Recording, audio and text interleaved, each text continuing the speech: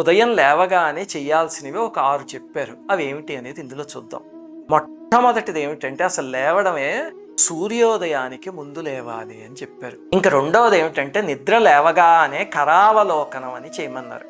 అంటే ఇదిగో ఇలా చేతులు పెట్టుకుని ఒక శ్లోకం చదవమని. ఇంకా మూడవది శాస్త్రంలో చెప్పింది ఏమిటంటే కాలు మంచం మీద నుంచి కింద పెట్టే ముందు భూవందనం చేయమన్నారు. ఇంకా నాలుగవది ఏమిటంటే పొద్దున్నే మంగళద్రవ్య దర్శనం చేయమన్నారు. దీనికి శాస్త్రంలో పొద్దున్నే చందనాన్ని కానీ, బంగారాన్ని కానీ, మృదంగాన్ని కానీ, అద్దాన్ని కానీ, ఏదైనా మణిని కానీ, అగ్నిని కానీ అలాంటివి చూసి నమస్కారం చెయ్యండి అని చెప్పారు.